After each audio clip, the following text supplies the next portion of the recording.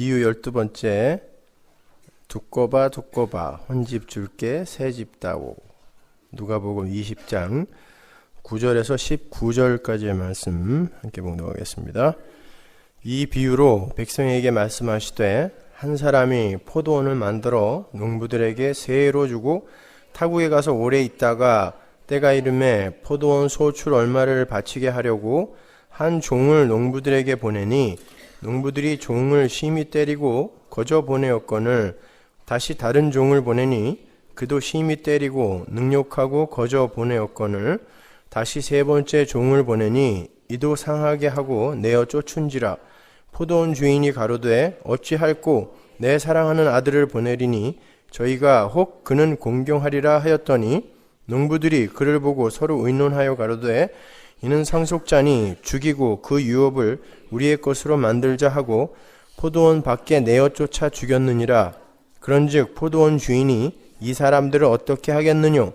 와서 그 농부들을 진멸하고 포도원을 다른 사람들에게 주리라 하시니 사람들이 듣고 가로되 그렇게 되지 말아지이다 하거늘 저희를 보시며 가라사대 그러면 기록된 바 건축자들의 버린 돌이 모퉁이의 머릿돌이 되었느니라 함이 어찌미뇨? 무릇 이 돌 위에 떨어지는 자는 깨어지겠고 이 돌이 사람 위에 떨어지면 저를 가루로 만들어 흩으리라 하시니라. 서기관들과 대제사장들이 예수의 이 비유는 자기들을 가리켜 말씀하심인 줄 알고 즉시 잡고자 하되 백성을 두려워하더라. 아멘. 오늘 우리가 공부할 내용은 우리가 흔히 하나님이 기뻐하시는 열매를 내놓지 않으면 포도원의 주인이신 하나님에 의해 진멸을 당한다. 그러므로 구원받은 성도는 반드시 좋은 열매를 맺어야 한다라는 그런 교훈으로 결론을 짓는 악한 포도원 농부의 비유입니다. 그래서 혹자들은 이 비유를 읽으면서 그래 착하게 살아야 돼, 사랑하면서 살아야 돼, 섬기면서 살아야 돼 하고 허벅지를 찌르면서 결심을 하기도 하죠. 과연 예수님이 그러한 초등학교 도덕책 수준의 이야기를 목숨을 걸고 하셨을까요? 미리 읽어보신 분들은 잘 아시겠지만 이 비유의 청자는 바리새인들과 서기관들이었어요. 그들은 이미 도에 진하게 착하고 성실하고 진지한 삶을 살고 있던 사람들이었습니다. 오히려 술을 즐기고 먹을 것을 탐하며 사신 것은 예수님과 예수님의 제자들이었어요.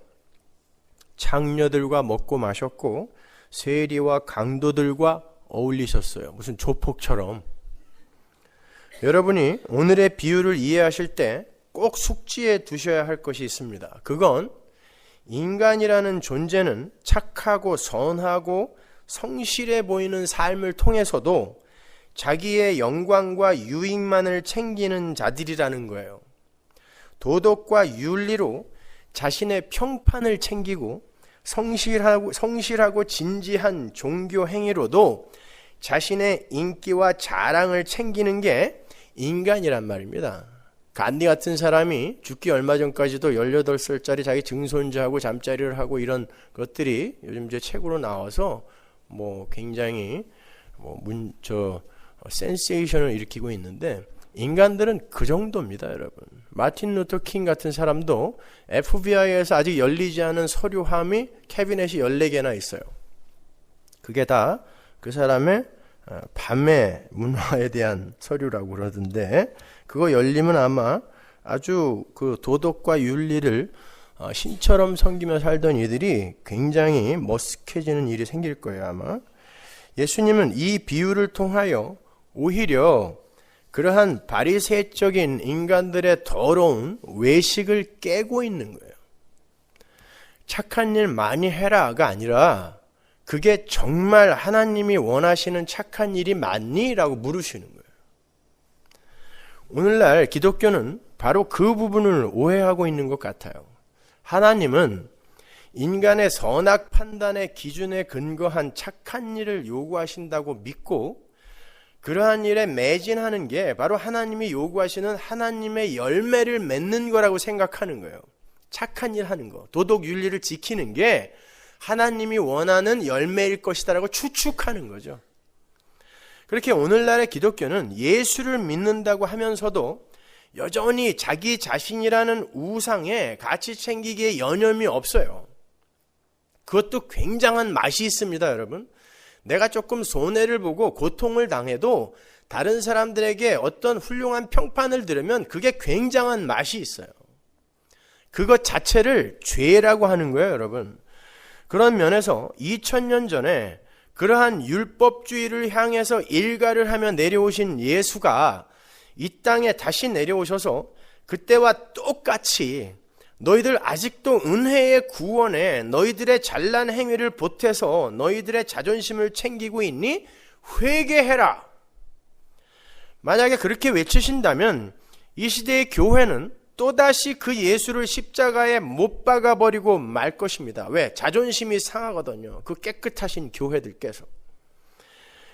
은혜 앞에서 티끌이 되지 못하는 인간들은 나를 무시하는, 우리 인간의 존엄성을 무시하는 그런 존재는 그가 비록 예수라 할지라도 용서할 수가 없어요. 19세기에 톨스토이와 함께 러시아의 대문호라 불렸던 도스토예프스키라는 사람이 있죠. 톨스토이가 예수를 믿는 기독교인이었던 것처럼 도스토예프스키도 기독교를 믿는, 예수를 믿는 기독교 신자였습니다. 그래서 톨스토이의 말년 작품이 그러하듯이 도스토예프스키의 말년 작품에도 기독교 사상과 신앙의 본질, 또 참선과 진짜 악, 영과 육에 관한 고찰이 아주 진하게 묻어나와요.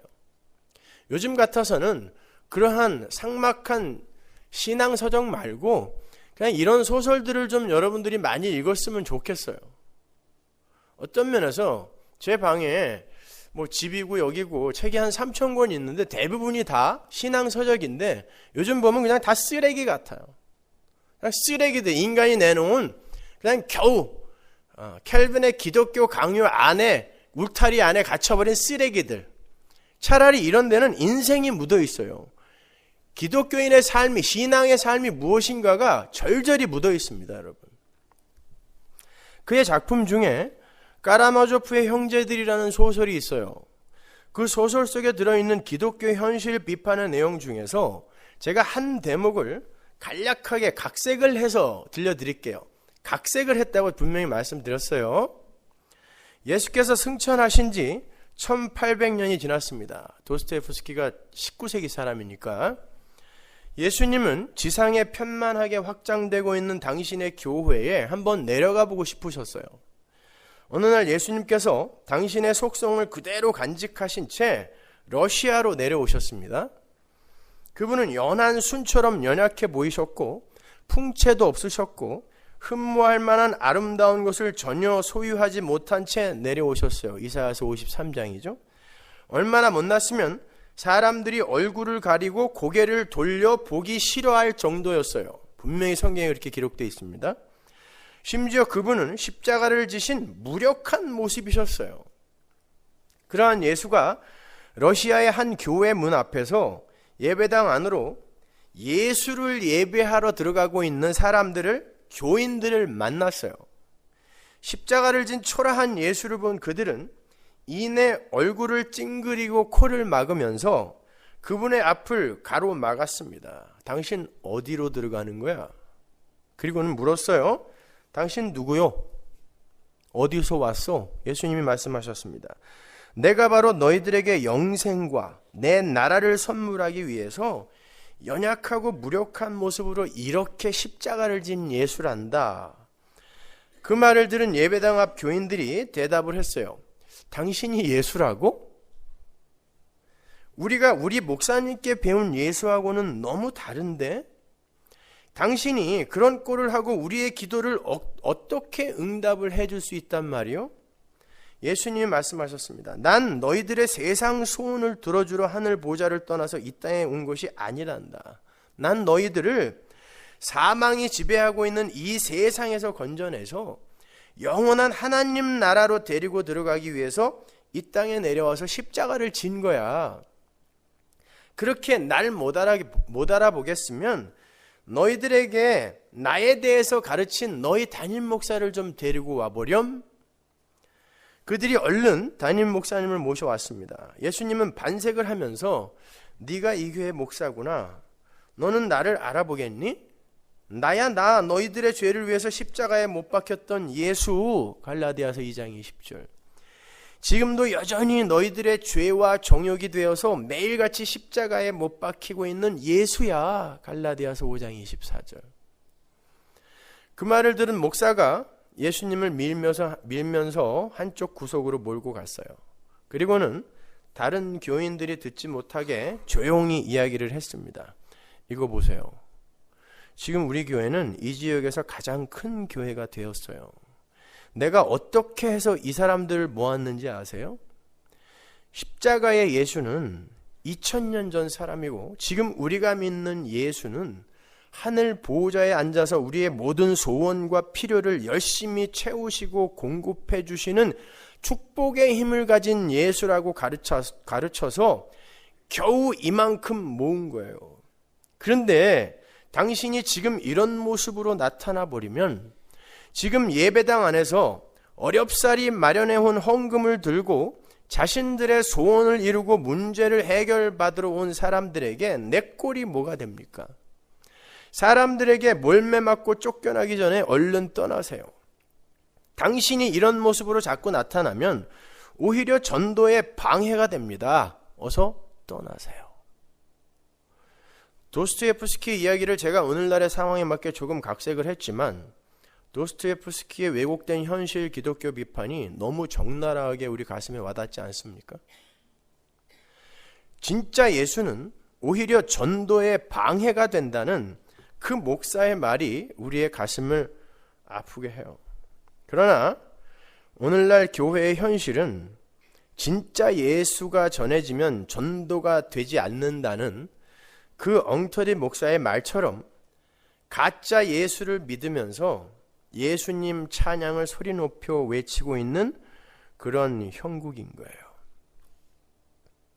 여러분, 예수님 곁에 그 강도가 뻘거벗겨져서 십자가에 매달려 있는 예수에게 자기의 미래를 부탁했다는 걸 잊지 마세요. 모든 성도는 바로 이 세상에서 그렇게 은닉되어지고 부재성으로 우리에게 오시는 예수에게 영생을 부탁하는 자들이지, 백마를 타고 철장을 든 축복을 든 예수에게 이 세상 것을 얻어내는 게 기독교가 아니란 말입니다. 그렇게 이야기를 하니까 사람들이 다 떠나는 거예요. 맞아요. 십자가 복음이 올바로 전해지게 되면 사람들이 많이 모일 수가 없어요. 요즘 우리 교회가 사람들이 자꾸 많이 모인다고, 부흥이 된다고 LA에 소문이 났는데 여러분, 절대 그거 옳은 거 아니에요. 그래서 자꾸 갈라내려고 막 2시간씩 설교하는 거예요. 가라지들아 가라, 어차피 못 알아듣는 거 문제 일으키지 말고 빨리 떠나줘. 못 알아듣습니다. 못 알아들어야 맞아요. 그런데 어떻게 그렇게 벌떼처럼 모여갖고 너무너무 좋아 다들. 천만의 말씀입니다. 예수님은 우리의 죄 문제를 해결하시고 우리를 이 세상 나라에서 당신의 나라로 옮기시기 위해 십자가 지신 거예요.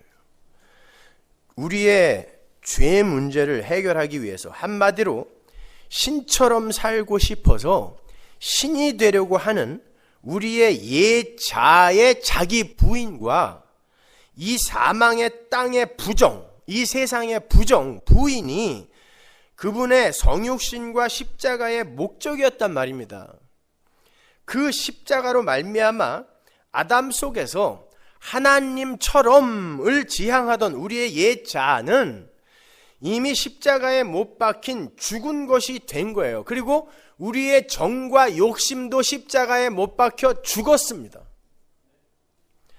갈라디아서 2장 20절 보세요. 내가 그리스도와 함께 십자가에 못 박혔나니, 과거예요.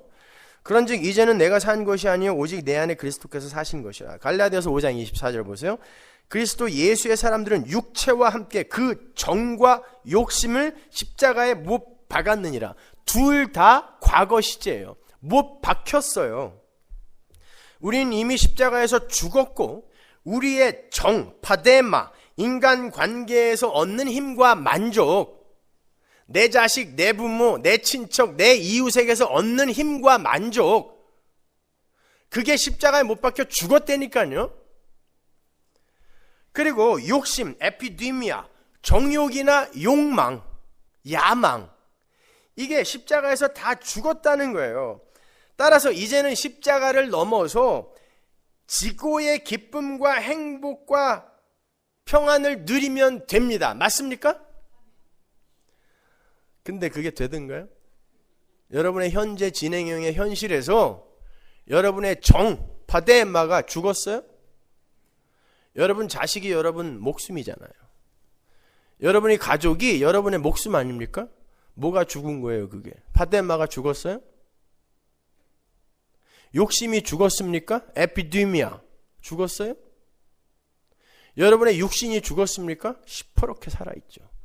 그 육신이 목적이고 정과 욕심이 여러분의 목적 아닙니까? 솔직히. 근데 뭐가 죽었다는 거예요, 도대체? 분명히 성경은 죽었다라고 이야기하고 있단 말입니다. 근데 우리는 시퍼렇게 살았어요. 그걸 인생의 목적으로 삼아 살고 있다니까요. 그렇다면 2000년 전에 골고다에 선 십자가는 뭘 해결하고 간 거냐고요. 뭘 해결하고 간 거예요. 그냥 이런 걸 읽으면서 그래 죽었어, 그래 죽은 거야, 남들 앞에서 그래서 죽은 것처럼 보여야 돼 이렇게 연극하지 말잔 말이에요. 뭐가 죽었냐고요. 그래서 십자가는 2000년 전에 정지해 있는 게 아니라 역동적으로 온 역사를 아우르는 거라고 제가 말씀드리는 거예요. 십자가는 이미와 아직이라는 이중적 메시지를 함의하고 있습니다. 십자가는 운명적으로, 신분적으로, 선언적으로 우리 옛 자아를 죽였고 우리의 정과 욕심을 죽였어요. 결국 그렇게 될 거예요. 그런 면에서 과거로 이야기하는 거예요. 그러나 현재 진행형의 우리의 인생 속에서 또한 그 십자가의 현실을, 그 십자가가 할 일을 실제화하여 액츄얼라이즈해서 우리에게 경험케 해주는 일을 하는 게 역동적 십자가의 이중성이에요. 십자가의 다이내믹. 십자가는 2000년 전에 골고다 위에 섰지만 그 십자가는 창세 전에 하나님의 작정 안에서 영원 속에서 선 거라 그랬죠. 예수 그리스도는 창세 전에 준비된 거라 그랬잖아요. 창세 전에 알리신 바 됐다라는 게 창세 전에 이미 하나님에 의해 준비되었다는 뜻이거든요. 그럼 십자가는 예수의 죽음은 창세 전에 이미 선 거예요. 준비되어지고 선 거예요. 그리고 그 영원이 역사 전체를 아우르는 거예요. 이게 역사라면 이 영원이 역사 전체에 영향을 미쳐서 2000년 전에 역사 속에서 골고다의 십자가가 섰지만 그때부터 십자가가 영향력을 발휘하는 게 아니라 전 역사가 십자가의 영향을 받는 거예요. 그래서 아담도 아브라함도 셋도 전부 구약의 인물 전부가 십자가로 구원받는 거란 말입니다. 예수 그리스도의 은혜로 구원을 받는 거예요. 십자가는 지나갔으니까 이제 십자가가 이루어 놓은 복만 받으면 된다라는 생각은 어서 지워버리세요. 십자가는 이미 지나갔으니까 이제 우리가 열심히 우리를 개발하여 훌륭한 성화를 내 자신이 이루어내면 된다라는 그런 무식한 생각은 빨리 지워버리시란 말이에요. 십자가는 여러분의 인생 내내 영향을 미치게 되어 있어요. 하나님은 매 순간 여러분을 위해 십자가를 지고 계세요. 지금도. 십자가는 하나님 나라의 삶의 원리예요. 우리를 구원한 구원의 방법이기 이전에 그것 자체가 하나님 나라의 삶의 원리라니까요. 근데 그게 어떤 역사의 정점에 딱 세워지고 말아버려요?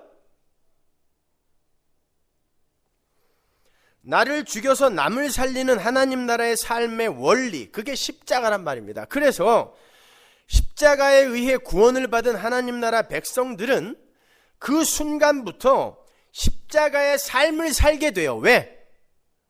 그가 이제 하나님 나라에 들어가서 사는 존재가 됐고 이 세상에서 하나님 나라를 땡겨서 사는 존재가 됐기 때문에 예수를 믿는 순간부터 십자가를 지게 되는 거란 말입니다. 그리고 그 십자가의 삶은 그 사람의 육적 삶을 부수기 시작해요. 자아가 죽어야 하나님 나라의 삶이 남을 위하는 삶, 그 남이 보이기 때문에 그래요. 그래서 십자가를 만난 사람은 십자가에 의해 공격을 당하게 되어 있어요. 그래서 자아가 부수어져요. 그런데 그 십자가를 역사의 어떤 정점에 딱 찍어놓고 난 이제 구원받았으니까 축복만 받으면 돼 라는 그런 우매한 자들은 여전히 나라는 우상을 살찌우기 위해서 여념이 없는 저주받은 인생들인 거예요. 그들이 죄인이란 말입니다. 그 발상이 마귀적 발상이라니까요. 그렇게 예수님은 영원 속에서는 이미 부활을 하시고 승천하셔서 하나님 보좌 우편에 앉아 계시지만 우리의 현실 속에서는 2000년 전에 지신 그 십자가를 여전히 지시고 이사야서 53장의 그 연약한 모습으로 우리의 정과 욕심과 옛 아담이 되셔서 계속 죽고 계시는 거예요. 성도는 바로 그 역동적 십자가의 현실을 신앙생활을 통하여 올바로 직시하고 경험하면서 나 때문에 예수가 그런 수모를 당하셨구나를 가슴에 새기고 내가 이런 존재밖에 안 되기 때문에 예수가 죽을 수밖에 없었구나. 그리고 나는 오늘도 여전히 예수를 죽이고 있구나라는 그 현실을 가슴에 새기고 죽은 흙에 불과한 나의 처음 자리와 그러한 쓰레기를 덮어버리신 예수의 영광과 능력과 사랑과 은혜에 대한 자각을 갖고 신이 되고 싶어하는 교만한 아담이 아닌 겸손한 순종의 피조물로서의 하나님 피조물로서 하나님 나라로 옮겨지는 거예요. 그게 신앙생활의 목적이에요, 여러분. 신앙생활의 본질, 그것이. 그러므로 예수를 믿는 사람들은 이 세상 속에서 자아 성취나 성공이나 번영 등을 꿈꾸는 자로 사는 게 아니라 끊임없이 자신의 처음 자리를 폭로당하면서 그 자궁 속의 핏덩이에 불과한 무력한 자신에게 끊임없이 계속해서 생명줄을 대시는 나는 처음 자리, 자궁 속의 태아예요. 어머니로부터 생명력이 끊어지면 그냥 고깃덩어리예요, 그거는요. 그러나 거기에 계속해서 생명줄을 대며 찾아오시는 그 예수 그리스도의 은혜를 경험하는 자기 부인의 삶을 사는 거예요. 그런데 아담 안에서 선악과를 따먹고 자신의 신됨을 위해서 그렇게 자아 성취와 자아 실현의 꿈을 꾸면서 열심히 자기 영광 챙기기와 자기 가치 챙기기에 혈안이 되어 있는 자들에게 십자가를 지시고 자기들의 정과 욕심이 되셔서 오늘도 죽고 계신 예수가 보이면 반응이 어떻게 나오겠어요? 쫓아버리죠. 안 가면 죽이는 것입니다. 자기들은 자기들의 힘으로 깨끗하고 성실하게 잘 살고 있는데, 바리새인들, 유대인들 잘 살고 있는데 자꾸 와서 회개하라 그래. 회개하라는 건 그거 아니다란 말이거든요. 돌이켜라라는 말이니까 그거 아니다란 뜻 아닙니까? 나는 깨끗하고 너무 잘나게 잘 살고 있는데 종교행위, 거짓말을 하기 싫어서 재봉틀로 입을 꼬맸던 사람들입니다. 그렇게 열심히 살고 있는데 그들에게 와서 야, 그거 뜯어. 그런 거 하는 게 아니라 하나님의 은혜에 의지해야 되는 거야. 누가 네 손으로 네 입 꼬매래? 그렇게 해서 누구에게 잘난 척 하려고 그러니? 신 되고 싶어서 그러지? 하나님처럼 되고 싶어서 그러지? 물으시는 거예요. 예수가 와서 물으셨단 말입니다. 그러니까 그들이 예수를 죽여버렸다니까요.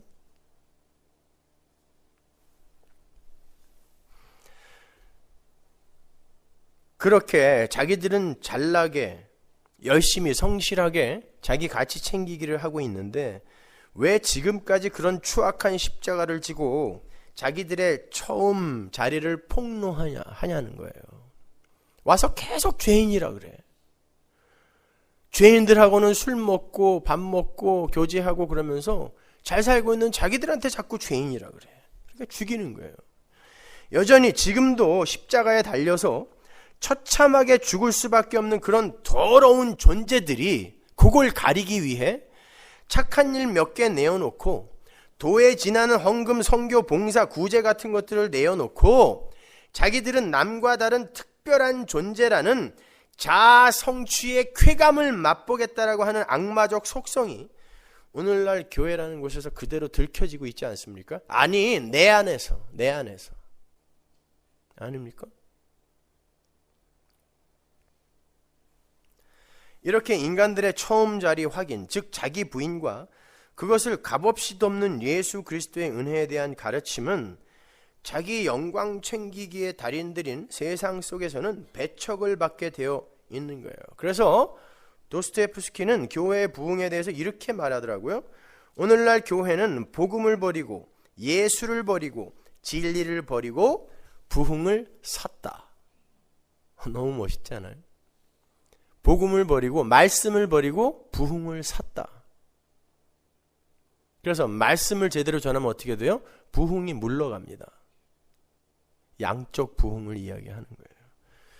복음에다가 물을 타고 자기들 마음대로 몇 가지 부록들을 첨가해서, 왜 사람들은 그 부록을 좋아하거든요.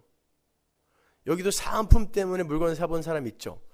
인간들이 부록을 좋아해요. 그렇게 그 부록들을 복음에다 첨가를 해서 사람들의 환심을 사는데 성공을 한 거예요, 교회가.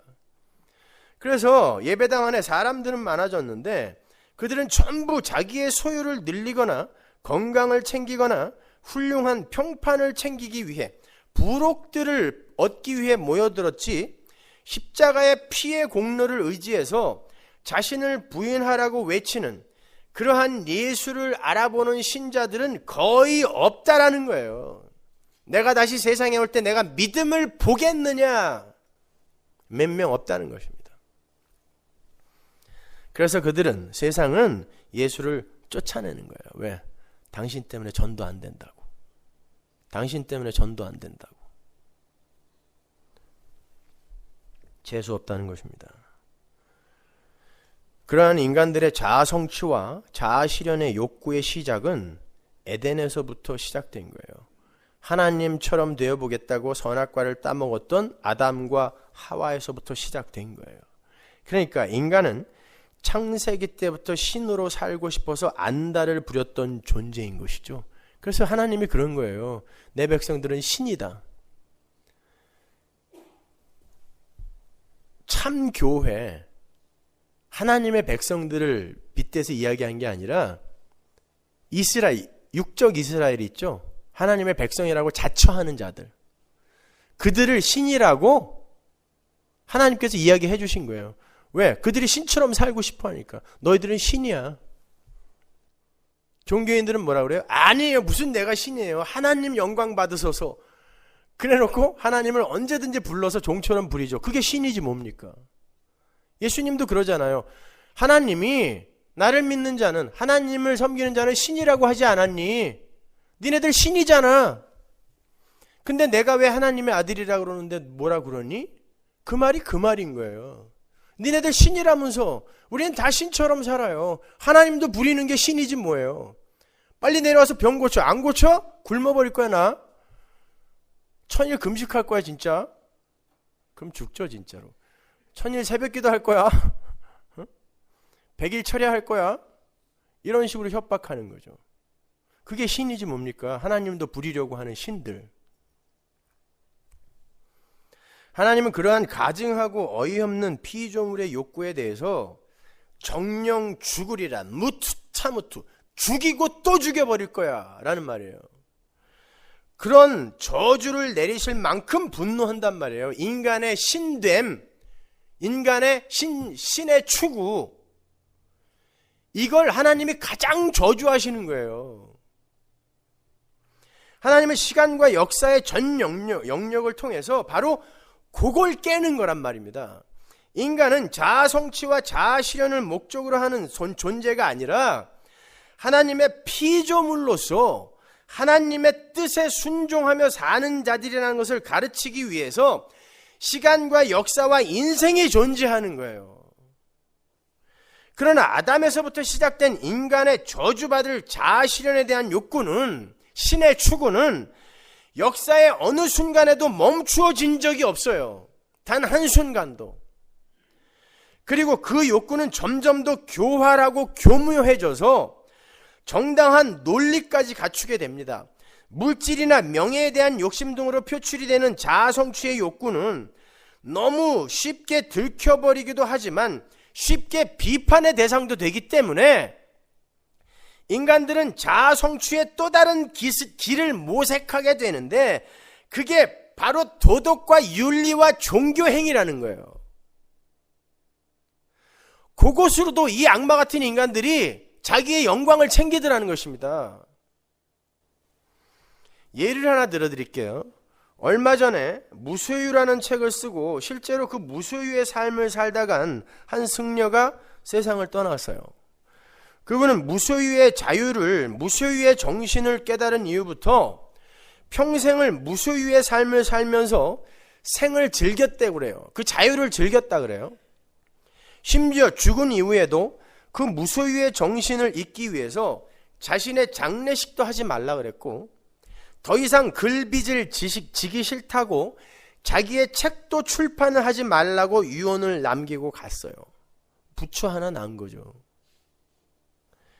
그분이 무소유의 정신이 주는 자유를 깨닫게 된 계기가 이러합니다. 그분이 평소에 난을 굉장히 좋아하셨는데, 난을 키워보신 분들은 아시겠지만 그게 키우기가 굉장히 까탈스럽지 않습니까? 저도 아담스에 있을 때 어떤 분이 난을 선물을 해주셔서 일주일 만에 그분을 저주하며 쓰레기통에 갖다 버린 적이 있어요. 왜 이렇게 힘들어요? 뭐 바람도 통하게 해줘야 돼, 햇빛도 적당하게 해줘야 돼, 물도 뭐 넣었다가 빼야 돼, 그냥 주면 안 돼. 제가 버리면서 그랬어요. 내가 미쳤니? 너 같은 거를 키우기 위해 내가 그 시간을 널 위해 허비해야 되냐? 버렸어요. 아마 법정 스님이 그런 식으로 난에 매달리게 되었던 모양이죠. 그러니까 다른 일을 할 수가 없으니까 그분은 그 사랑하는 난 화분들을 전부 자기 친구에게 주어버렸답니다. 소유를 없애버린 거죠. 그러고 나니까 그러한 소유의 버림에서 참된 자유가 느껴지더라는 거죠. 그분은 인간 내면의 집착과 고통과 욕심이 소유에서 온다고 생각하신 거예요. 그리고 그것을 버림으로써 진정한 자유가 온다라고 생각하셨던 것입니다. 정말 그런 것이라면 그분의 집착과 고통과 욕심의 원인이었던 그 난 화분을 받은 친구는 뭡니까? 자기 친구의 집착과 고통과 욕심을 고스란히 떠안고 역시 인고의 세월을 살아야 하는 것 아니에요? 그걸 무소유라 합니까? 자신은 공술의 공수거의 불교 정신을 챙기겠다고 다른 이에게 소유가 주는 집착과 고통을 떠넘기는 게 정말 칭찬받을 만한 무소유의 정신이 맞아요? 그게 죄인들의 한계입니다. 내 자유를 위해, 나의 깨끗함을 위해 남은 어떻게 되든지 말든지 아무 상관 안 하는 거예요. 여러분, 정말 인간이 이 세상에 올 때 공수래로 옵니까? 공수래로 와요? 아무것도 안 지고 옵니까? 그리고 공수거로 갑니까? 아니요. 인간은 이 세상에 올 때 죄를 지고 옵니다. 그게 기독교의 인간관이에요. 모든 인간은 이 세상에 올 때 죄를 짊어지고 와요. 바로 그 죄를 놓는 게 진짜 무소유예요. 그것 이외에 다른 무소유의 정신은 전부 나를 챙기기 위한 잘난 척입니다.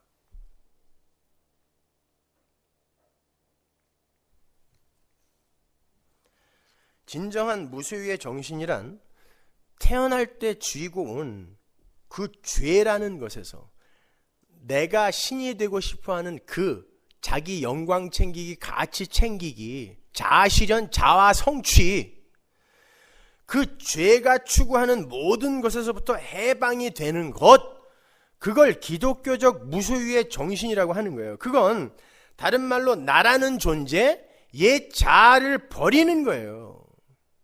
신이 되고 싶어하는 옛 아담적 속성에서 벗어나는 것, 그걸 참 버림이라고 하는 거예요.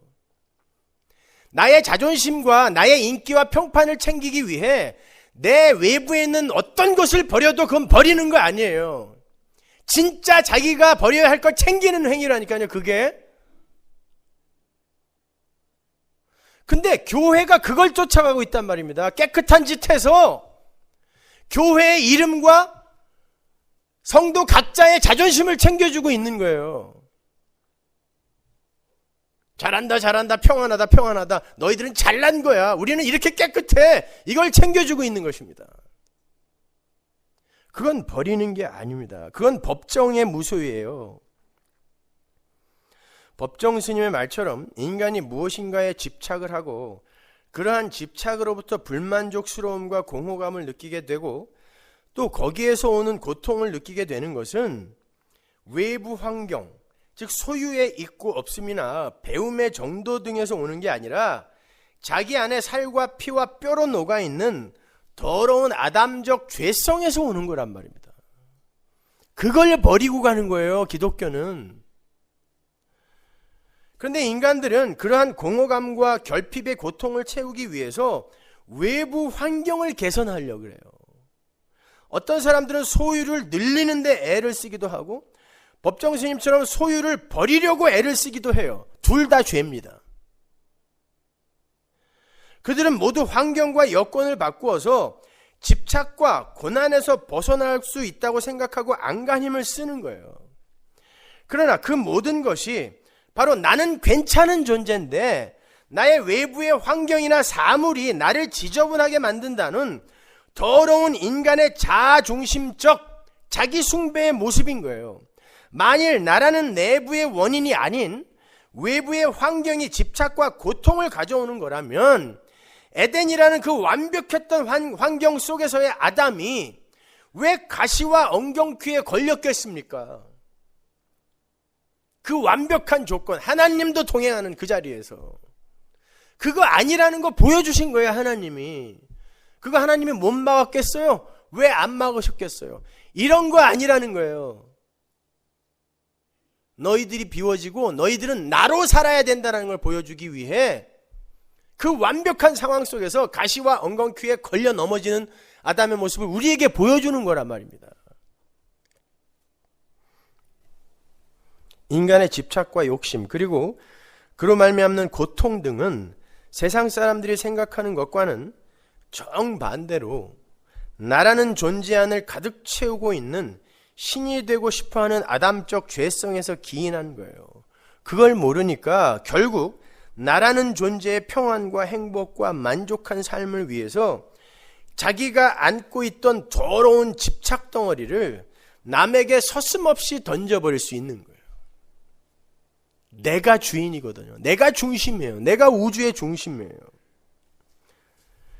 그의 그러한 버림의 모습이 끊임없이 소유를 누리는 데에만 집착하고 있는 세상 사람들에게는 멋지게 보일 수 있지만 저에게는 여전히 자기 챙기기에 여념이 없는 죄인의 모습으로밖에 보이지 않아요. 그러한 자기 자신에 대한 집착은요, 죽으면서도 놓아지지를 않아요. 그가 죽으면서 이제는 더 이상 글빚을 지기 싫다고 자신의 책을 절대 출판하지 말라고 유언했어요. 그건 자신의 글이 자신의 것이라는 소유의식에서 나온 거 아닙니까? 내 거니까 내 마음대로 하겠다는 거예요. 출판하지 말아라. 내 거라는 거 아닙니까? 그게 무소유입니까? 그는 진짜 버려야 할 것 죽을 때까지 못 버린 거예요. 끝까지 나는 이런 사람이다라는 것을 이 자아에 대한 집착을 못 버리고 나의 인기와 평판을 끝까지 쥐고 간 사람입니다. 여러분 그걸 죄라 그래요.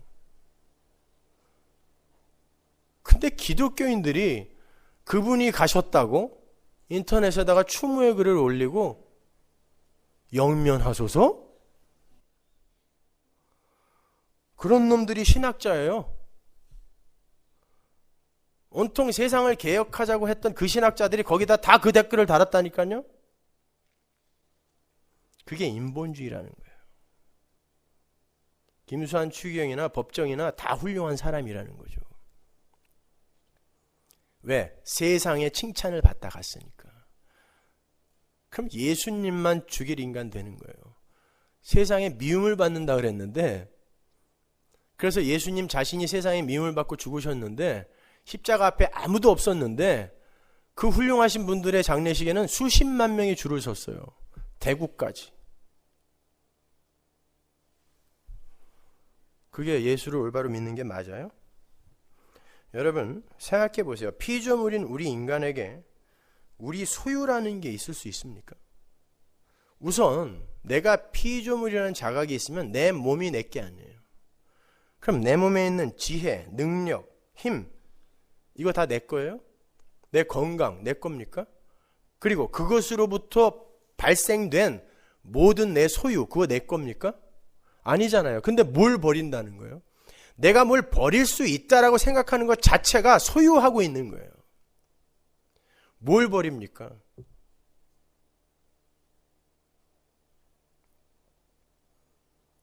여러분 우리는 버릴 것이 없어요. 내게 아무것도 없으니까. 유일하게 내 것으로 갖고 온 건 죄밖에 없어요. 그거 버리고 가는 거라니까요. 근데 뭘 버리겠다고, 그걸로 칭찬받겠다고 그 난리들을 떠는 거예요 도대체. 그러니까 우리 인간은 원래 자기 소유가 없는 죽은 흙인 거예요.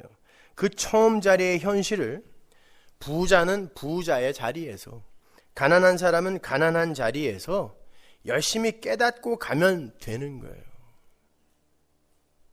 그게 진짜 무소유의 삶을 지향하며 살아가는 사람인 거예요, 여러분. 나는 나의 도덕과 윤리, 선한 삶과 착한 삶까지도 내 것이라 주장할 수 없는 그런 자구나. 그걸 깨닫고 하나님 앞에 납작 엎드려서 하나님 이제부터는 제가 선하게 판단을 하지 않겠습니다. 사도 바울처럼 내가 이제 어떤 사람도 육체대로 알지 않겠다. 그 육체에서 나타나는 모양으로 그의 선악을 판단 안 하겠다는 뜻이에요. 심지어 많이 가진 건 욕심이 많은 나쁜 거고 적게 가지고 청빈하게 사는 게 좋은 것이라는 그런 판단도 하지 않을 거고, 자기 영광 챙기기를 위해서 구제나 선행을 하는 일을 무조건 착하다 판단하지도 않을 거고, 하나님의 뜻을 헤아려서 손발을 움직이지 않고 있는 무력해 보이고 게을러 보이는 성도를 향해서도 게으르고 못난 자라는 평가를 내리지 않겠습니다. 하나님만이 선악의 주체이십니다. 이게 바로 진짜 인간이 버려야 할 나라는 소유를 버리는 진짜 무소유의 삶, 자기 부인의 삶인 거예요. 진짜 무소유가 무엇인지 우리 주님께서 말씀해 놓으신 것이 있어요. 마태복음 19장 27절. 이에 베드로가 대답하여 가로되 보소서 우리가 모든 것을 버리고 주를 쫓아 싸우니 그런즉 우리가 무엇을 얻으리이까? 또 내 이름을 위하여 집이나 형제나 자매나 부모나 자식이나 전토를 벌인 자마다 여러 배를 받고 또 영생을 상속하리라. 그러나 먼저 된 자로서 나중되고 나중된 자로서 먼저 될 자가 많으리라. 보세요. 베드로가 마치 법정처럼 난 모든 걸 버렸는데요 그랬어요. 버렸는데요. 무슨 보상을 해 주실 거예요? 그렇죠? 그때 주님께서 물으시는 거예요. 그게 널 위해 버린 거니 내 이름을 위해 버린 거니. 그래서 그 아래에 내 이름을 위하여가 붙어 있는 거예요. 너희 인간들이 너희들의 이름을 위해서는 버릴 수 있을지 모르지만 내 이름을 위하여서는 절대 못 버려. 그런데 네가 진짜 내 이름을 위해, 예수의 이름을 위해 네 걸 버렸다는 거야? 금방 탄로 났죠? 그 다음에 누가 큰 자인지 싸웠잖아요. 뭘 버린 거예요, 그러니까? 더 큰 걸 얻어내기 위해 나라는 나의 인기와 평판과 자랑, 자아 성취, 자아 실현이라는 그 진짜 큰 걸 얻어내기 위해 나의 만족, 나의 행복, 나의 자유, 이거 얻어내기 위해 작은 것들 버린 거예요. 그걸 무소유라고 그래요? 그걸 존경받을 만한 인물이라고 이야기하는 것입니까? 적어도 기독교인이. 그게 진짜 더러운 거예요. 그게 진짜 추악한 것입니다, 여러분.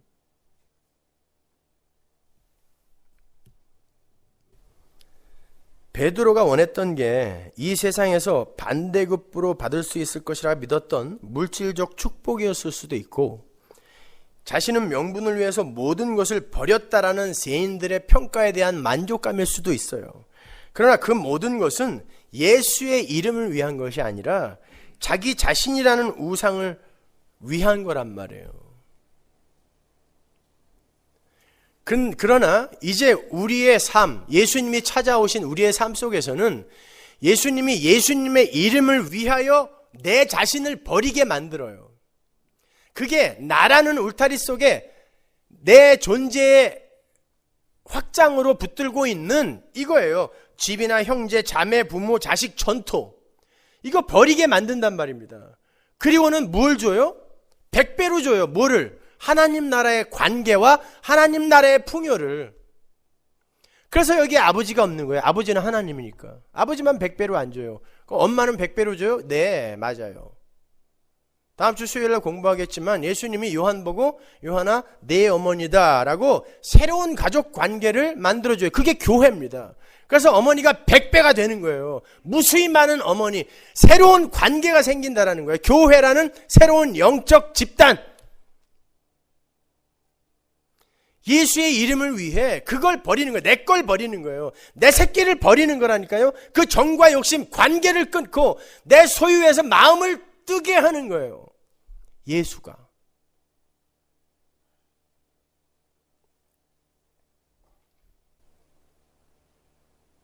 근데 전부 자식을 위해서 살아요. 부모를 위해 살아요. 그거 나를 위해서 사는 거예요. 거짓말 하지 마세요. 나를 위해서 사는 거예요. 나와 관계에 있기 때문에 그들을 위해 사는 거예요. 하나님은 그거 끊어버리겠다고 하는 거라니까요. 그러니까 자식이나 부모가 천국 가고 지옥 가는 건 아무 상관도 안 해. 어디에 가서 어떤 자리에 앉아있든지 아무 상관도 안 해. 자식이 좋아하는 곳을 보내요. 그리고 걔가 이 세상에서 도덕과 윤리가 금하는 마약이나 술이나 깡패짓이나 이런 것만 안 하면 땡큐 베리 마치야. 걔가 천국 가든 지옥 가든 아무 상관없어. 내 체면에만 손상이 안 가면 되는 거예요. 그게 마귀적 속성입니다. 잘 사는 게 아니라 그게. 제발 좀 알아먹으세요, 여러분. 인간이 뭔지, 신앙생활이 뭔지. 인간들은 그렇게 자기들을 위장한다니까요. 그래서 하나님이 검을 들고 오시는 거예요. 끊어버리러. 내가 검을 주러 왔다. 원수를 만들어 버리겠다. 그게 그 말이에요.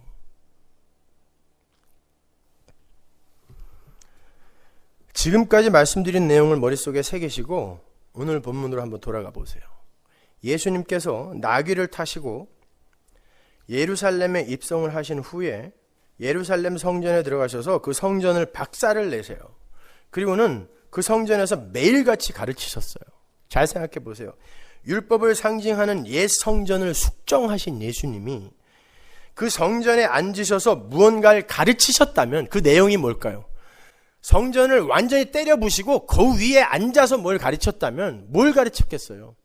그 옛 성전, 율법이 상징하는 그것이 무엇이었는지, 왜 이것을 추구하는 게 잘못인지를 가르쳤을 거 아닙니까?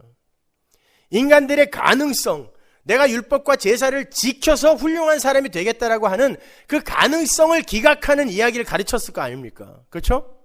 거기서부터 지금 이야기가 시작되고 있단 말입니다. 옛 성전의 무용함, 옛 성전의 한계, 옛 성전이 가리키던 것. 당시에 유월절을 지키기 위해서 예루살렘으로 모여든 유대인들의 수가 200만 명이었어요. 요즘도 사우디아라비아 메카에 순례자들이 수시로 모이는데 그때 모이는 숫자가 200만 명이래요. TV로 가끔 보셨죠? 발 디딜 팀이 있던가요? 없어요. 예루살렘 성은 그보다 더 작았는데 그때 당시에 200만이 모였단 말입니다.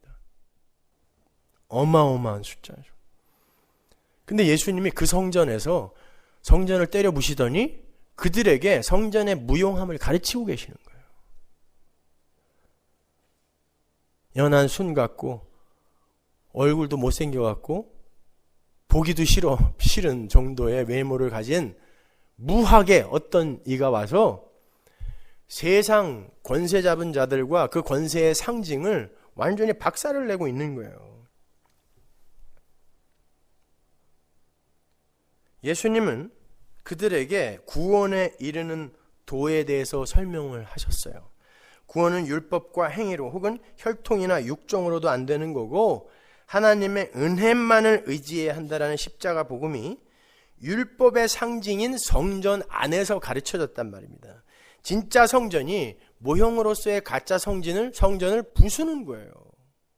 지난주에 말씀드렸던 새 옷이 옛 헌 옷을 찢어 발겨버리는 것입니다. 딱 붙어서 찢어 발겨버리는 거예요. 새 포도주가 헌 부대 안에 들어가서 그걸 터트려 버리는 거예요. 공존할 수 없다니까요. 그게 같이. 그랬더니 대제사장들과 서기관들이 예수님을 죽이려 했어요. 구약의 상징이잖아요. 근데 백성들이 예수님의 말씀에 귀를 기울여 듣고 있는 모습을 보고 섣불리 나서지도 못하고 호시탐탐 엿보고 있어요. 기회만 엿보고 있었어요. 그러던 차에 대제사장들과 서기관들이 예수님께 나와서 네가 무슨 권세로 이런 일을 하냐라고 물어요. 누가 너에게 이런 권세를 주었느냐라고도 묻습니다. 어디서 배움도 없고 힘도 없는 자가 와서 세상의 힘과 가치를 모욕하느냐는 거예요. 그때 예수님께서 세례 요한이라는 인물을 들이대시죠. 너희들에게 회개를 외친 세례 요한의 권세는 하늘에서 온 거냐 아니면 사람에게서 온 거냐? 되물으세요. 그건 세례 요한에게 권세를 주신 하늘의 주인이 바로 당신에게 권세를 주신 분임을 암묵적으로 보이신 거죠. 하늘로부터 권세를 받아서 이 세상에서 회개를 외치다가 결국 목배임을 당해 죽는 그 권세. 세상 사람들이 보기에 힘의 원리 안에서 그건 권세가 아니에요. 연약함이지. 근데 그 권세라는 거예요. 그게 진짜 권세라는 거예요. 그 권세가 나에게 있다라는 거예요. 한마디로 진짜 권세는 하나님의 뜻에 순종하느라 자신의 목숨까지도 하나님의 말씀 앞에 내려놓는 순종의 권세라는 것을 말씀하셨던 거예요. 우리가 신앙생활을 통하여 그걸 배우고 가는 거예요. 진짜 힘은 내가 훌륭하게 업그레이드 되어서 혹은 내 소유가 더 많이 늘어나서 다른 이들에게 훌륭한 평가를 받는 데에서 오는 권세가 아니라 나는 약해지고 낮아지고 내 안에서 하나님의 영광이 드러나는 그것이 진짜 권세구나. 요거를 배우고 가는 거예요. 이 세상에서 자기의 영광과 자기의 가치를 챙겨서 세상의 왕처럼 살고 싶어하는 죄인들에게는 도저히 이해가 안 가는 권세죠. 예수님은 초라한 자기의 행색과 배경을 보고 권세에 운운하는 세상 권세자들에게 진짜 권세는 이 땅에서 어떤 모습으로 드러나게 되는지를 가르쳐주고 싶으셨던 거예요. 물론 그들이 알아들을 리가 없죠. 권세는 내가 무언가를 소유하고 얻어내고 개발하여 나의 강함과 나의 잘남을 과시하는 게 아니라 연약한 모습으로 보여지고 무력한 모습으로 보여진다 할지라도 하나님 아버지의 뜻에 순종하여 그분이 의도하는 대로 판단하고 움직이고 쫓아가는 거예요. 쉬운 말로 세상의 인간들의 그 나의 가치 챙기기의 삶은 종의 삶이고 세례 요한과 같이 하나님의 뜻에 순종하여 세상에게 맞아 죽어가면서도 그 세상의 힘을 부인해버리는 하나님의 종으로서의 삶이 진짜 권세 있는 삶이라는 것을 가르치는 거죠. 예수님은 지금 그러한 권세로 율법이라는 옛 성전을 부인하고 사람들을 가르치고 계세요. 그러한 권세에 대한 말씀에 이어서 오늘 본문의 포도원 농부의 비유가 나오는 거예요. 붙어 있는 거예요. 거기에 포도원이 있고 포도원 주인이 있어요. 그리고 그 포도원에 보내지는 주인의 종들이 나오고 맨 나중에 그 보내진 종들의 원형격인 주인의 아들이 포도원으로 보내져서 죽습니다. 제가 이 선지자의 이야기는 다음 시간에 다음 주에 자세하게 이제 설명을 해 드릴 거예요. 이 비유는 예수님께서 구약 이사야서의 내용을 인용하여 말씀을 하신 거거든요. 이사야서 5장을 보면 포도원과 포도나무는 이스라엘 족속이다 라고 이야기를 해요. 구약의 이스라엘은 하나님의 백성인 교회의 모형이에요. 그 이스라엘이라는 포도원은 집단적으로 창세전에 구원을 받은 교회를 가리키고, 그 속의 포도원 농부들은 개별적 성도라고 이해를 하시면 이해가 편할 거예요. 오늘 본문을 보시면 포도원은 주인에게 세를 얻은 포도원이죠. 우린 전부 세 사는 거란 말입니다. 근데 전부 자기 건 줄 알고 있잖아요. 세 사는 거예요. 그러니까 포도원의 소유주, 주인은 따로 있다는 거예요. 그건 교회의 주인이 하나님이라는 뜻이고, 주인이신 하나님에 의해 교회는 존재의 가치를 챙길 수 있는 거예요. 우리가 가치 있는 자가 되어서 우리의 가치를 챙기는 게 아니라 하나님과의 관계, 주인이 나에게 세로 주었다라는 그 사실을 확인하고 그 주인이 부여한 가치에 의해 내 가치가 챙겨지는 거예요, 여러분. 우리는 소작인이라니까요. 따라서 성도는 교회의 주인이 아니에요. 교회는 주인이신 하나님께서 만드신 거고, 그 주인에 의해서 짓밟힐 수도 있는 그런 하나님 의존적 존재인 거예요. 하나님이 언젠가 마음이 바뀌셔서, 그럴 일 없지만 교회 너희들도 다 그냥 지옥 가라, 귀찮다, 그래도 할 말 없는 그런 자입니다라는 것을 인정하는 게 교회여야 되는 거예요. 하나님은 무슨 일이 있어도 나는 구원해야 돼, 이게 아니라니까요. 그게 기고만장한 인간들인 거예요, 여러분. 나는 하나님이 언제 지옥 보내도 아무 할 말 없는 존재라는 것을 여러분이 이 땅에서 경험하고 가야 돼요. 예수를 믿고도. 그래야 내가 소작인이라는 거, 새들어 사는 자라는 걸 아는 거예요. 깨달아 아는 거예요. 교회는 그러한 하나님 절대 의존적 존재예요. 의존적 존재. 혼자서는 설 수도 없어요. 자궁 안에 태아라니까요. 그러한 것이 교회라면 교회에서 반드시 맺혀져야 할 열매가 뭐겠어요? 교회는 주인이신 하나님 것이며 그 주인의 이익, 즉 하나님의 영광만을 위해 존재하는 것이다라는 것이다라는 그런 자기 부인과 하나님의 영광에 대한 찬양, 이게 열매예요. 포도원 주인이 바로 그걸 원하는 거예요. 그래서 종들을 계속 보낸 거예요. 선지자들을. 근데 신처럼 되겠다고 신의 삶을 살고 있던 인간들이 그걸 도저히 수긍을 못하는 거예요. 그게 바리새인이에요. 그게 유대인이에요. 그게 이스라엘입니다. 그러니까 그들은 반드시 자기들에게 그 엉뚱한 열매를 요구하러 온 선지자들 종을 죽일 수밖에 없는 거예요. 그래서 선지자들이 하나같이 맞아 죽은 것입니다. 엉엉 울고 다닌 거예요. 세상에 의해 폭행을 당해서. 네가 뭔데 우리에게 회개하라고 그래. 우리 이렇게 잘하고 있는데 네가 뭔데 우리에게 회개하라고 그래. 하나님이 시킨 건데.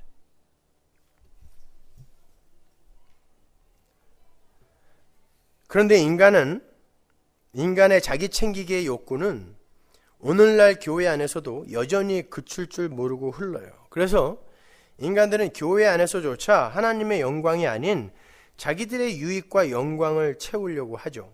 그들은 교회가 하나님께 세를 얻은 하나님의 소유라는 걸 수시로 잊어버려요. 그래서 이 교회를 위해 하나님을 방법과 도구로 사용해버리는 거예요. 우리가 계획 세우고 우리가 추진할 테니까 당신은 힘만 공급하라는 거죠. 그러한 교회의 현실이 구약에서 어떻게 그려지죠? 하나님의 백성을 모형하고 있던 이스라엘이 하나님의 영광을 위해서 하나님을 섬긴다고 하면서 속으로는 율법과 제사를 지키며 자신들의 기특함과 자신들의 열심을 영광으로 챙기고 있었단 말입니다. 그들에게는 하나님이 관심 바뀌었어요. 아니, 하나님의 존재조차도 인정 안 했어요. 어떻게 하는지 아세요? 이 포도원 농부들이 아들이 오니까 뭐라 그래요? 요 아들만 죽이면 포도원이 우리께 되겠구나. 그게 그 당시 법이었어요. 주인과 상속자가 죽으면 소작인이 그걸 소유할 수 있었어요. 그런데 주인이 살아있다라는 것을 인식하고 있었다면 아들만 죽인다고 해서 그 포도원이 자기께 돼요? 근데 아들을 죽이면 이게 우리께 되겠구나라고 생각했다라는 건 하나님이라는 존재에 대해서 아예 생각이 없었다는 것입니다. 다른 사람 생각할 필요 없어요. 여러분은 하나님이 살아있다라는 걸 진짜 인식하며 사십니까? 거짓말. 하나님 살아있다라는 걸 믿고 그렇게 사는 사람 몇 명 못 봤어요. 그들에게 이 비유를 던지시는 거예요. 그래서 내가 온 거라고. 여러분, 그래서 여러분은 가짜다가 아니라 그래서 예수의 은혜를 붙드시라는 거예요. 뭘 그렇게 우리가 대단하게 하나님을 인식하고 삽니까? 하나님 없는 것처럼 살잖아요. 그래서 예수가 밖에서 여러분을 끌고 갈 수밖에 없는 거예요. 그 은혜의 현실을 배우시라는 거예요. 서문화 교회에서. 선지자들은 겉만 번드르르한 그들의 종교 행위와 율법 지킴의 행위를 부정하면서 회개하라라고 일가를 했어요. 그랬더니 그 착하신 분들이 그들의 착함과 열심인 종교 행위로 그 종들을 때려 죽인 거예요. 착함이, 종교적 열심이 하나님의 종들을 때려 죽이더라는 것입니다.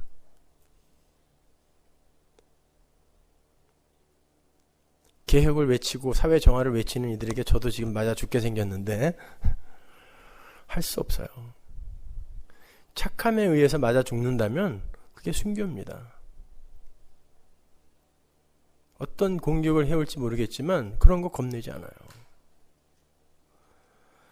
성도는 이 땅에서 그런 거 챙기는 거 아닙니다.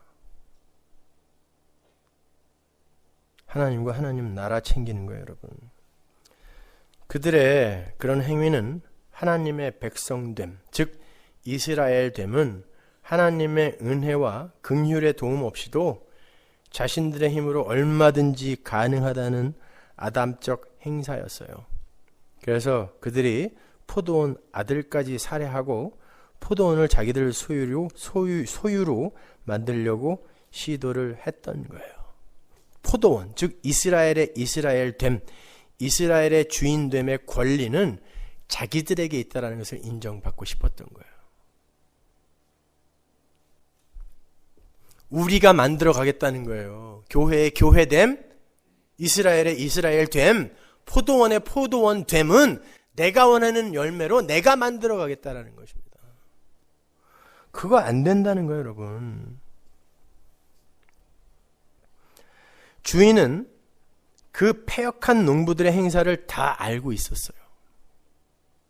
그들이 열매가 아까워서가 아니라 그 인본주의, 율법주의에 빠져있는 자들은 절대 자기 부인이라는 열매를 맺을 수 없다라는 거. 나에게 바칠 열매가 없어서 내가 보내는 종들을 다 때려 죽이는 것이라는 걸 알고 계셨어요. 그리고 아들을 보내도 그들은 반드시 죽일 거라는 걸 알고 계셨단 말입니다. 그 자리로 아들을 보내는 거예요. 그게 구원입니다. 그게 십자가예요. 여러분, 당시의 부자들은, 포도원 정도를 소유하고 있던 부자들은 사병들이 있었단 말입니다. 그러면 그렇게 종들이 가서 가는 족족 살해를 당했다면 아들을 보낼 때는 사병들을 딸려 보냈어야 될 거 아니에요. 근데 12형도 더 되는 사병들을 놔두고 혼자 내려왔단 말입니다. 아버지가 혼자 보냈단 말이에요. 왜? 죽으라고. 뭘 위해? 그들을 위해 죽으라고.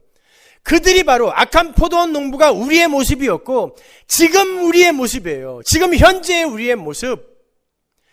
그들을 위해 예수가 오시는 거예요. 그리고 우리는 여전히 지금도 그 예수를 문 밖으로 쫓아내고 있고 교회 밖으로, 울타리 밖으로 집어 던지고 있습니다. 내가 짓는 내 건축물에 왜 이따위 하잘것없는 이런 돌이 굴러 들어와서 왜 내가 짓는 집, 내 자아라는 나의 집을 건설을 왜 방해하냐는 거예요. 내다 버리는 것입니다.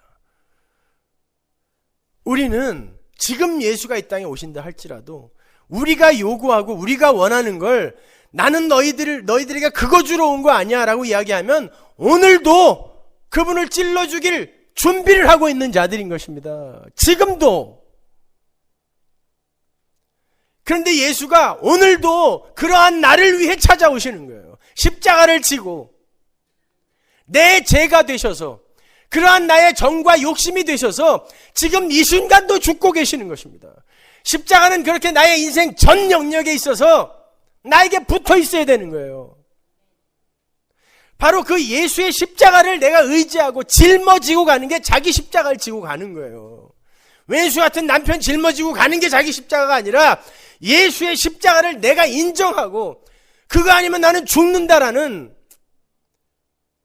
그 의탁과 의존으로 가는 게 자기 십자가를 지는 거란 말입니다.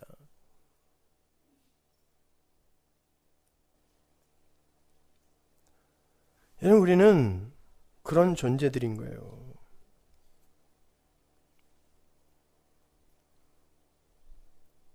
여러분, 예수님의 비유가 사람들에게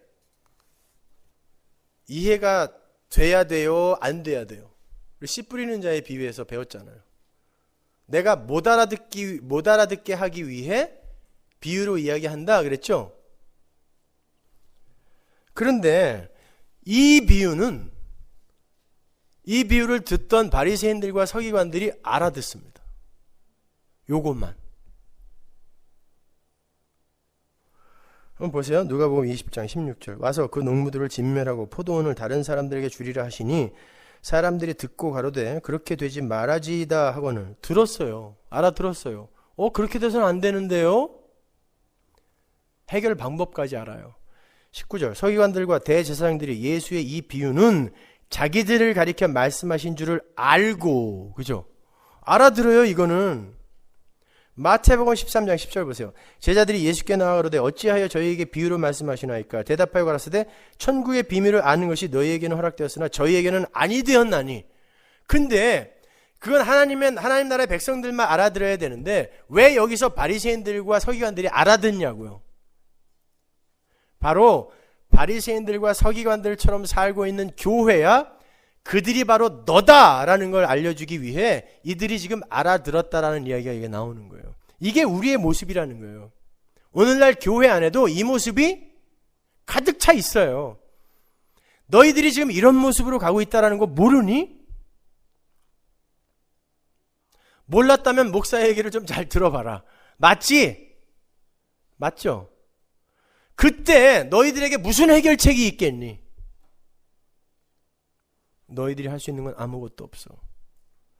너희들은 끊임없이 그 돌을 내다 버릴 텐데 예수라는 내가 주춧돌로 모퉁이 돌로 쓰라고 준 예수를 끊임없이 내다 버리고 너희들이 엉뚱한 집, 너희들의 자아의 집, 와디, 모래 위에 지은 집, 멋지게 너희들의 행위와 너희들의 가치 챙기기, 영광 챙기기에 집을 지을 텐데 그거 내가 부셔버릴 거야. 그리고 너희들이 집어던진 그 예수로 다시 새 집 질 거야. 거기에 너희들 도움 필요 없어. 내가 질 거야. 그게 복음입니다. 내가 질 거야. 그 이야기예요. 그래서 건축자들의 버린 돌이 모퉁이 돌이 된다라는 이야기가 여기 붙어 있는 것입니다. 거기에 우리는 돌 하나 옮겨서 보탤 수가 없어요. 우리의 열심과 조건과 근거는 하나도 도움이 되지 않습니다, 여러분. 누가복음 20장 17절 보세요. 저희를 보시며 가라사대 그러면 기록된 바 건축자들의 버린 돌이 모퉁이의 머릿돌이 되었느니라 함이 어찌미뇨. 무릇 이 돌 위에 떨어지는 자는 깨어지겠고 이 돌이 사람 위에 떨어지면 저를 가루로 만들어 흩으리라 하시니라. 보세요. 그렇게 되면 안 됩니다. 우리 다 죽으면 안 됩니다. 자기들을 가리켜 예수님이 하신 말씀이라는 걸 알아듣고 그렇게 되지 말아지이다 라고 이야기를 했어요. 그렇게 되면 안 됩니다. 부탁을 했어요. 그랬더니 예수님이 뭐라 그래요? 저희를 보시며 가라사대 그러면 만일 그렇게 된다면 왜 건축자들의 버린 돌이 모퉁이의 머릿돌이 되었느니라 함이라는 말이 성경에 기록되어 있겠니? 그렇게 안 할 거야 이야기하는 거예요. 여러분이 지금 아무리 패역한 모습을 보인다 할지라도 여러분 자신에게나 여러분 이웃에게나 교회에게나 여러분이 어떤 연약한 모습을 보인다 할지라도 여러분이 하나님의 백성이 맞다면 하나님은 포기 안 한다는 얘기예요. 그리고 어떻게 한다 그래요?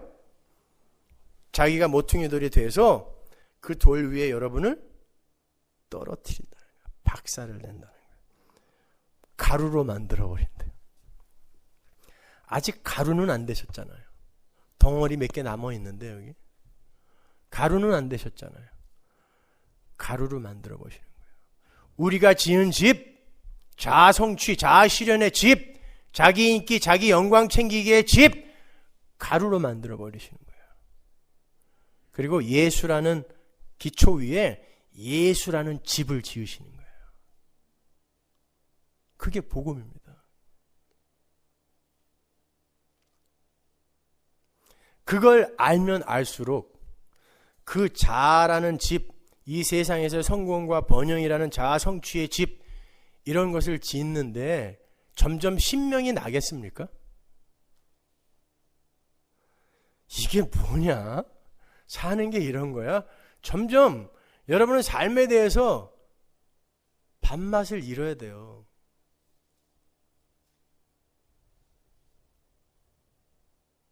내가 그동안 신명나게 추구했던, 추진했던 모든 것들이 여러분에게 헛된 것으로 보여져야 돼요.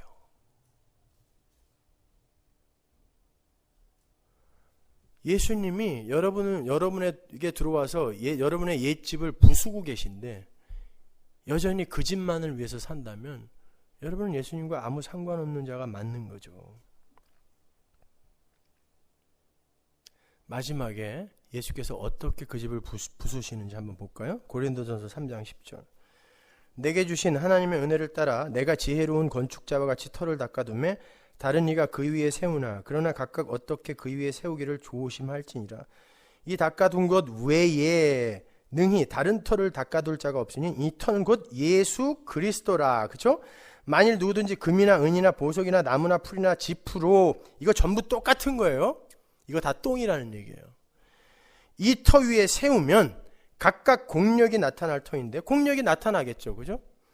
그날이 공력을 밝히리니 이는 불로 나타내고 그 불이 각 사람의 공력이 어떠한 것을 시험할 것임이니라. 만일 누구든지 그 위에 세운 공력이 그대로 있으면 상을 받고 그대로 있을 수 있으면 너희들이 상을 받을 거야. 근데 성경 전반에 걸쳐서 그건 있을 수 없다 그랬어요. 그렇죠? 만일 그렇다면 우리가 평생 동안 내가 내 구원에 내 영광과 가치 챙기기에 도움이 될 것이라고 믿고 행한 많은 일들이 다 뭐가 돼요? 나중에 손해가 되잖아요. 그게 15절이에요. 누구든지 공력이 불타면 해를 받으리니, 이게 손해라는 뜻이에요. 손해. 그러나 자기는 구원을 어때? 불 가운데서 얻은 것 같으니라. 내가 내 인생 동안에 내 가치 챙기기, 인기 챙기기로, 행복 챙기기로 우리가 원하는 그 구원, 행복에 도달하려고 한 모든 일, 그게 착한 일일 수도 있고 선한 일일 수도 있고 거기에서 막 만족과 쾌감과 이런 거 느끼잖아요. 그래서 선교도 그렇게 열심히 가는 거고 그러지 않습니까? 도에 진하게 구제도 하고 뿌듯하니까. 그러나 그게 다 나에게 도움이 될 줄 알았는데 나중에 예수님이 싹 태워버려. 그리고는 예수만 쏙 들어 올리는 거예요. 왜? 나머지는 다 티예요. 흠이에요. 하나님은 예수만 받아요. 그래서 구약의 제물도 점과 흠이 없는 제물이어야 되는 거예요. 점과 흠이 없는 건 예수밖에 없어요. 예수만 받는데 그 안에 예수가 꽉 붙들고 있는 교회가 따라 올라오는 것 뿐입니다. 그걸 의지하라는 거예요. 그 은혜만. 나머진 다 타요. 그러니까 내가 굉장히 괜찮은 존재인 줄 알았는데 아니구나. 예수로만 은혜 받는 거, 구원 받는 거구나 하고 부끄러운 구원을 받는 거예요. 착한 일 많이 안 해서 팬티만 입고 올라가는 구원이 아니라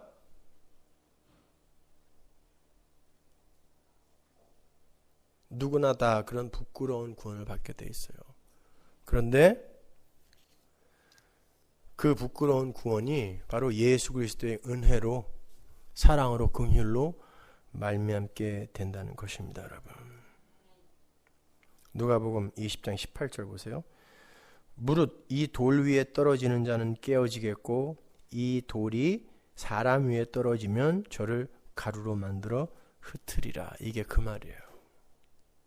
예수가 그렇게 자기 영광 챙기기에 몰두하여 예수까지, 아들까지, 하나님의 아들까지 죽여버린 그들에게 가셔서 그들이 지어놓은 와디 위에 지어놓은, 그 와디라는 게 평상시에 건기에는 굉장히 딱딱해 보인다 그랬죠. 그래서 거기를 길로 쓴단 말이에요. 마차가 그리로 다녔단 말입니다. 비가 오면 그게 물길이 된단 말입니다. 그러니까 겉만 번드르르한 그런 거 니들이 자랑스럽게 생각하는 거 다 부셔버리겠다는 거예요. 그래서 때때로 여러분이 여러분의 인생 속에서 예수를 믿는데, 장로인데, 목사인데 그런 쪽팔림을 당하는 거예요. 가끔 폭로를 당해서. 어떻게 이런 걸 들키게 하시나? 어떻게 이런 거 하나 안 막아주시나? 그러나 그게 아프지만 그게 복입니다. 그러니까 주변에서 그런 사람들 이렇게 발견되거든. 너무 욕하지 마세요. 그거 욕해서 나는 저 사람보다 낫다라는 그 영광 챙기려고 하는 거죠. 그런 거 하지 마세요. 내가 더 나쁜 인간이다. 그거 배우셔야 돼요, 여러분. 나도 하나님의 은혜가 아니면 언제든지 조두순 될 수 있는 거예요. 유영철 될 수 있는 거예요. 그게 우리의 이름이란 말입니다. 내 이름인 거예요, 그게. 근데 누가 누구를 욕합니까? 하나님의 은혜가 떠나면 언제든지 그 자리로 갈 수 있는 우리가 누구를 욕하냔 말이에요, 여러분. 그러한 자아 성취의 노력이 깨어지는 과정을 성경이 고난이라고 하는 거예요. 그러니까 그 고난이 복이에요, 저주예요? 복이잖아요. 진짜 참복 주기 위해 여러분에게 떨어지는 예수라는 돌이니까. 그러니까 여러분이 예수를 믿으면 여러분의 소원이 성취가 되고 여러분의 일이 만사형통으로 풀린다고 생각하시면 오산이에요. 여러분의 삶이 산산이 부서지기 시작합니다. 그때부터.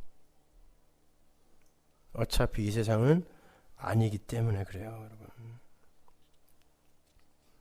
그러니까 하나님의 은혜를 배우세요. 예수의 십자가를 배우십시오. 그 속에서만 진짜 우리 주인이 원하는 진짜 열매가 맺혀질 수 있어요. 난 아니구나. 하나님의 말만 잘 들어야 되는 피조물이구나. 그리로 가는 거예요. 열매를 요구하는 주인의 아들을 죽여버린 악한 농부들의 이야기가 착한 일을 많이 해야 된다라는 그런 도덕적 요구가 아니라는 걸 이제 잘 아시겠죠?